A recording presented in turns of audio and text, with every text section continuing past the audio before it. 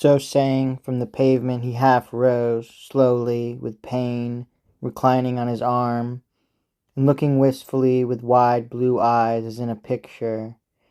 Him Sir Bedivere remorsefully regarded through his tears, and would have spoken, but he found not words.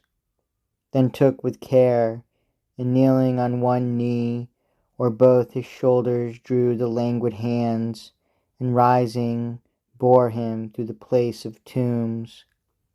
But as he walked, King Arthur panted hard, like one that feels a nightmare on his bed when all the house is mute. So sighed the king, muttering and murmuring at his ear, "Quick, quick! I fear it is too late, and I shall die." But the other swiftly strode from ridge to ridge, clothed with his breath, and looking, as he walked, larger than human on the frozen hills. He heard the deep behind him, and a cry before. His own thought drove him like a goad. Dry clashed his harness in the icy caves and barren chasms, and all to left and right the bare black cliff clanged round him, as he based his feet on juts of slippery crag that rang, sharp smitten, with the dint of armed heels. And on a sudden, lo, the level lake, and the long glories of the winter moon. Then saw they how there hove a dusky barge, dark as a funeral scarf from stem to stern, beneath them, and descending they were ware that all the decks were dense with stately forms, black stoled, black hooded, like a dream.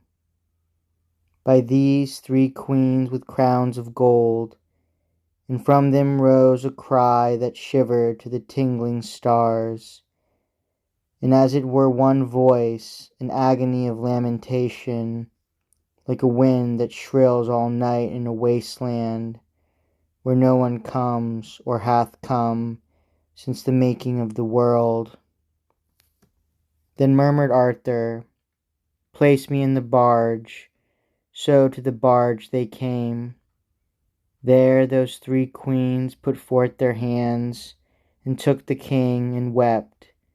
But she, that rose the tallest of them all and fairest, laid his head upon her lap, and loosed the shattered casque, and chafed his hands, and called him by his name, complaining loud, and dropping bitter tears against a brow striped with dark blood, for all his face was white and colourless, and like the withered moon smote by the fresh beam of the spring east, and all his greaves and cuisses dashed with drops of onset, and the light and lustrous curls that made his forehead like a rising sun high from the dais throne were parched with dust, or clotted into points and hanging loose, mixed with the nightly growth that fringed his lips.